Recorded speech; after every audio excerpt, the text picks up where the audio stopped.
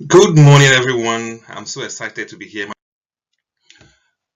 Before I start everything, let me just acknowledge a person whose book I've also read. I've read so many books, but his books kind of give me this um, inspiration to start coming up with something. So the name of that person is Pastor Sandy Adelaja from Ukraine, Russia. He's a Nigerian, but he's been in Ukraine for so many years now. He's gotten so many churches. He came up with so many churches in Ukraine, and he's been doing very well. And he's been writing books prolifically. Um, so I just want to acknowledge him because I'll be using some of his materials. So today's topic is 5 steps to overcoming your financial difficulties. This world order that we are in, the financial order of this world, is structured in such a way that it controls us. You wake up from the morning, you dress yourself, you go to work, you spend hours in work before coming back home. The next day you are on it. At the end of the month, when you are paid your money, you realize that you just spend it without even knowing where the money has gone to. And then the following month, the same process continues. And it's quite difficult, but there's a hope we can all come out of this control and start living the life of which we've been put on this earth. A life meaningful, not just working 9 to 5.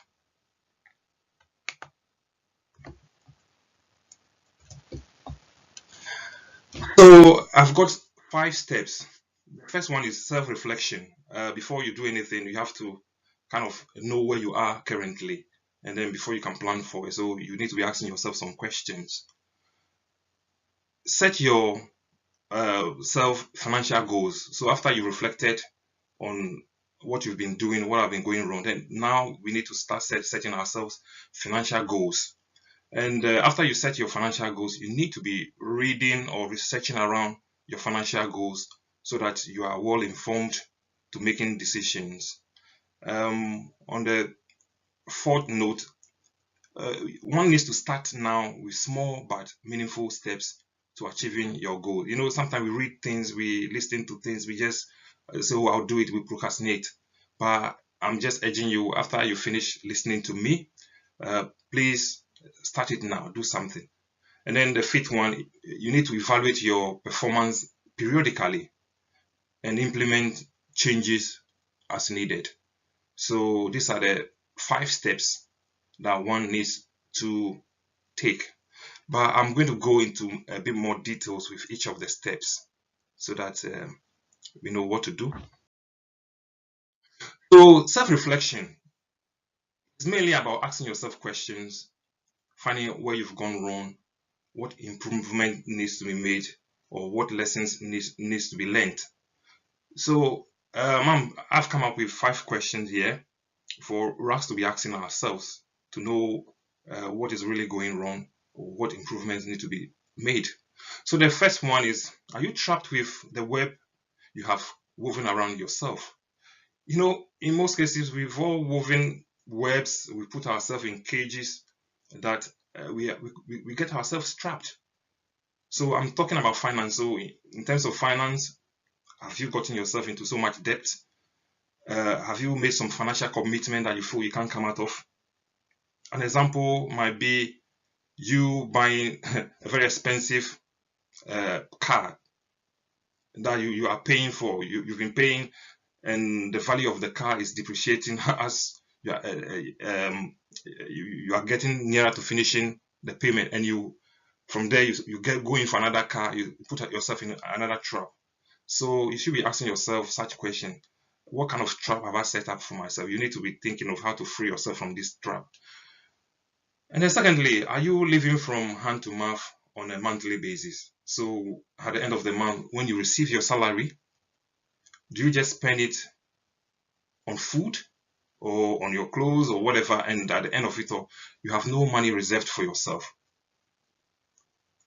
A matter of fact, at the end of each month, everybody needs to be paying yourself. Out of your salary, you need to put a portion down as your payment for yourself. So we might start by maybe using 20% or something. Then you increase it as you go along. This money should not be just saved, it must be invested. So it will come to a point where your money will be working for you. So on the third note, questions that you should be asking yourself are you living for the applause of others? Are you just living for others? Are you under peer pressure to do things? Are you living in that house or that posh location because you just want to please others? So sometimes you can, if it's a place you are renting which is expensive, you could move to a newer place which is less expensive but offering you the same kind of services that you wanted. So these are some of the questions we should be asking ourselves.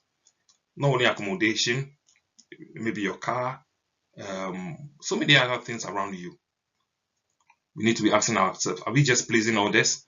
We need to be pleasing ourselves, but not others. So the fourth question we should be asking ourselves is, do you have a well-paid job, but still live from paycheck to paycheck without a meaningful impact? You know, sometimes people have, no matter how much you are paid, you always feel you've not really had enough. If your pay is even increased, sometimes you feel like, oh, I need more pay. That is human nature.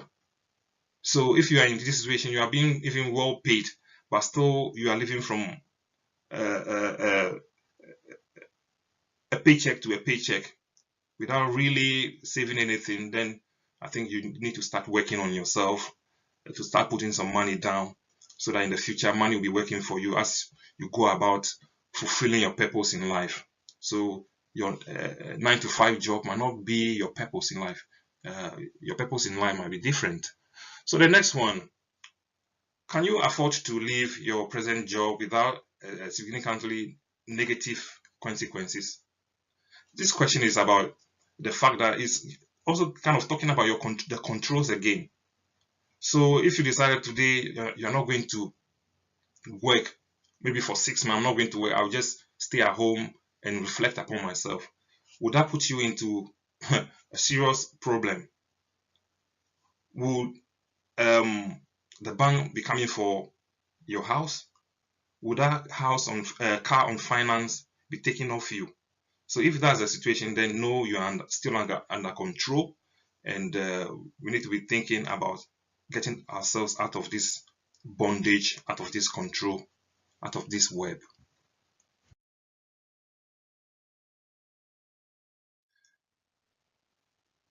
The third main step is to set yourself financial goals.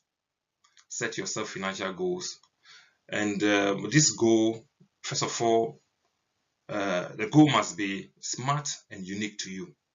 Smart in the sense that it must be specific, it must be measurable, it must be attainable. Your goal must be reasonable and must be time bound. So what do I mean by that? So specific in the sense that you must have maybe specific figure put on it. So an example being, if I say in the next 2 years I should be a millionaire, I think that's specific enough, because specific in the sense that I've put monetary value on it. Smart, measurable in the sense that I can measure it. Attainable, that might be questionable for me in 2 years, but yeah, is it reasonable? Is it time bound? Time bound, I said 2 years, so that is enough, and it must be unique to you. Don't just copy anybody's goals or objective. You must sit yourself down and set goals that are very unique to you. Secondly, you must religiously follow your goals. You must religiously follow your goals. So this will include every aspect of your life. Maybe when you wake up in the morning, you need to have a plan of what you are going to do in a day, all geared towards fulfilling your financial goals. So it might be even the food you eat. Do you go to the restaurants to eat your food every day? or do you take have a takeaway? So your goal now might be to start buying fresh produce and cooking it yourself. It will be cheaper, and it will be even healthier for the family. So the next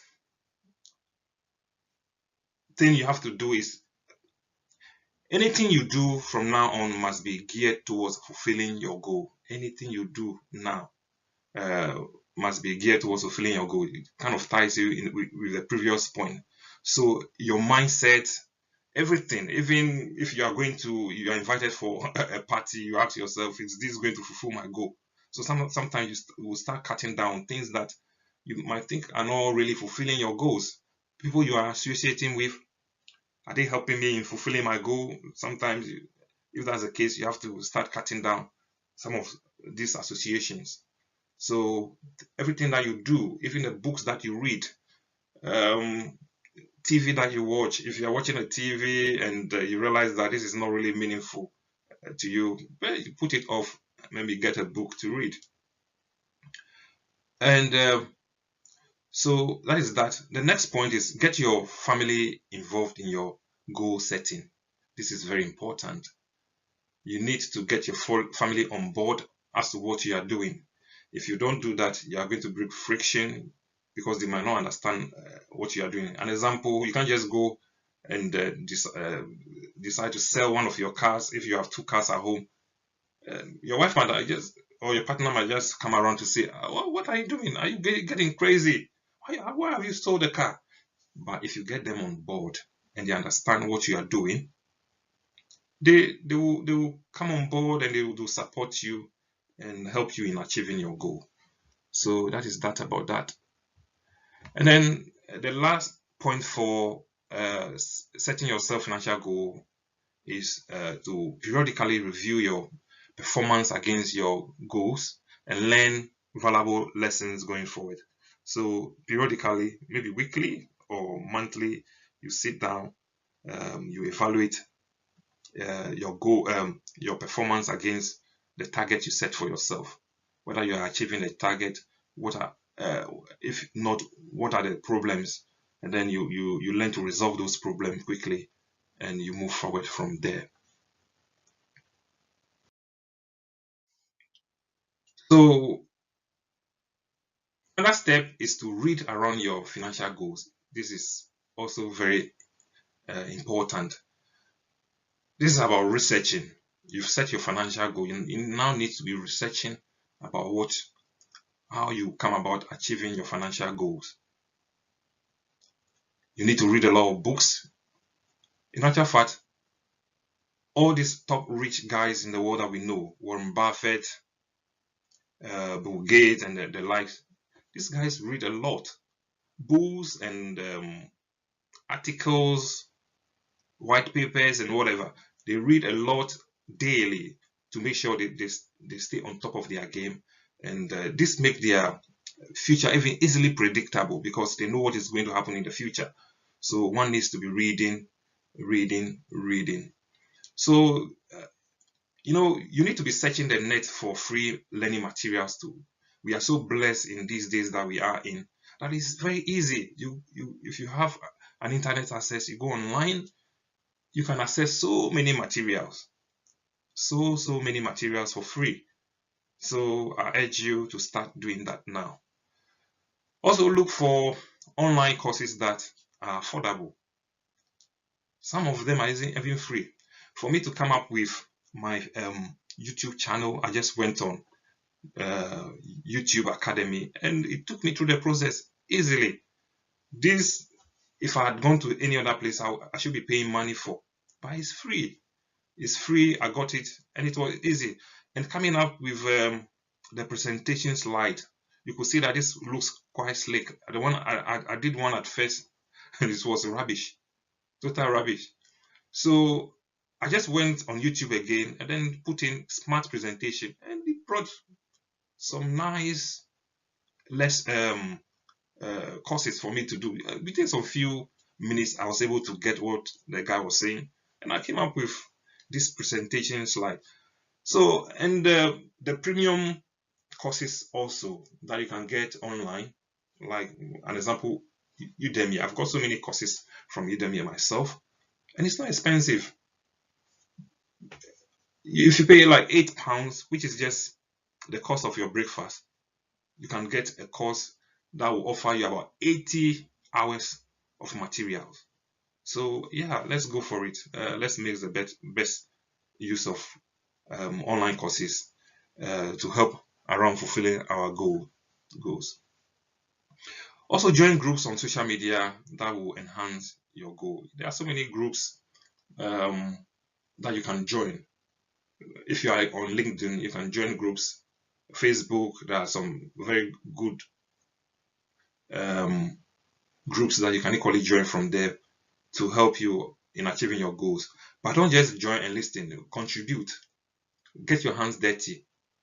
Get your hands dirty. By so doing, you will also be researching and bringing stuff to the table, contributing to the discussion and all that. And this will really, really help you. And also try to impact others with what you read. You see, that's what I'm doing now. I've read some few books, and this has kind of helped me, and I'm deciding to share it. And then the more I share it, the more I kind of know what even I've read, because when you are reading and you know you are going to impact somebody else, then you start taking notes, and this helps you to really absorb whatever you are reading very well. And it is also said, blessed is the hand that gives than the one that takes. So learn to impact others. Also, start now with small but meaningful steps. Start now with small but meaningful steps. This is really important. Um, you have to start now.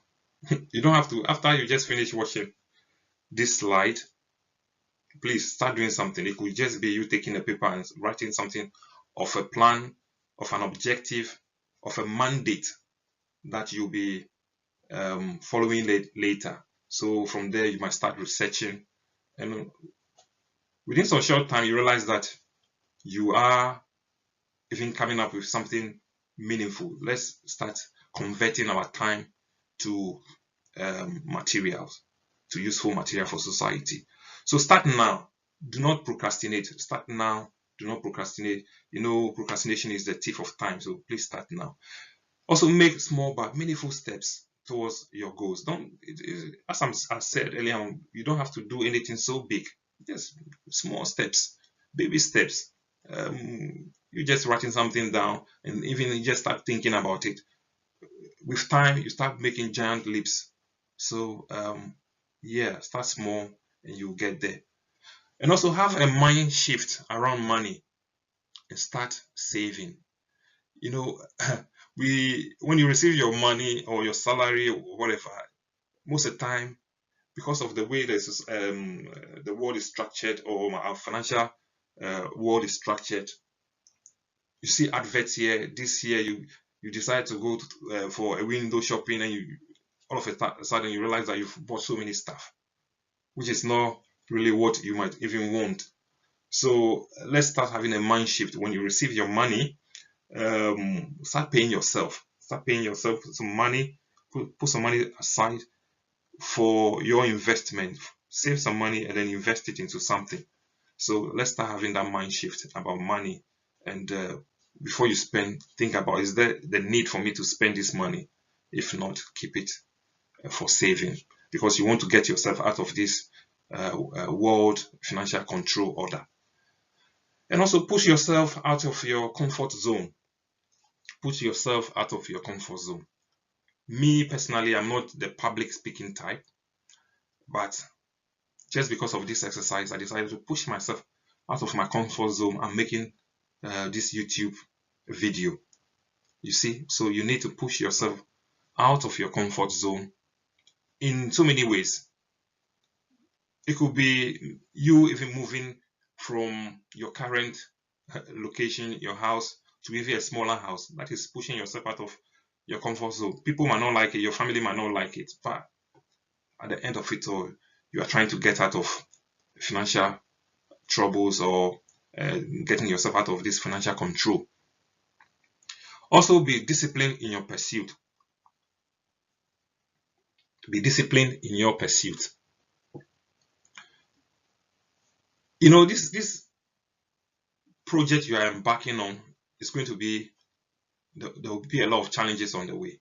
There will be obstacles that would want to prevent you from uh, making any progress. But you need to be disciplined. You need to be focused. When the challenges come, you need to find a way of resolving them. You need to find a way of moving ahead. Don't be discouraged. Push ahead because you have an end goal in mind. Be disciplined in your pursuit. Evaluate your performance periodically. That is the next step. Periodically, you need to evaluate your performance. So in doing so, even from the start or the beginning of this exercise where you reflected on yourself, whatever you were reflecting on, you need to be documenting it, the mistakes you've made, and then the plans that you have for the future and all that. So you need to start documenting. So the documentation, your current situation will be what is called an assist. I'm kind of bringing in a bit of project management approach. Your assist is your current situation. So you document what situation you find yourself in, what mistakes are you making now, and then you also document your to be. That is your end goal. Your to be is your end goal. What do you want to be in 4 years' time? I want to be this and that. I want to be financially free. I don't even want to work. I want my money to be working for me. I want to have millions in my account. So that is your to be. So between your assist and your to be, your beginning and your end goal is what we call the gap. So you have a gap, and that gap has to be bridged. But first of all, before you bridge the gap needs to be analyzed. You analyze the gap and see how you are going to structure things. What kind of method are you going to use to make sure you move from your assist to your to be? So that is very important about documentation. Then after you had, so I've talked about that. Identify the gap for achieving your to be. So from there, you record the smallest improvement towards your financial goal. Any small improvement needs to be recorded. In itself, it encourages you, it boosts you in so many ways. So record all the small improvements and make sure you pat yourself on the back regarding that. Get external feedback from family and friends. So yeah, if it's your wife, you can ask her how maybe you started this project 4 months ago. Ask her how she feels about things. She has closer access to your account. She's able to tell you a lot more. So ask her questions and get the feedback as to how you are doing. And also you could ask friends. You know, friends are more outside, but they can look at things from outside and give you feedback as well. And it's also very important to celebrate your progress. So I said earlier on, any small improvement must be documented. Celebrate. When you have this small improvement, bring the family around and then maybe go for a glass of wine and toast over it. This really boosts you. It boosts your confidence. It boosts your interest and imagination to go even to bigger things. So that is very important. Celebrate each small progress that you make. So that is all for now. I hope this has been a good lesson to you all, and I hope this will encourage you to start something now for the future. We all want to come out of this financial control that we are in, working 9 to 5. We need to be free of the financial control.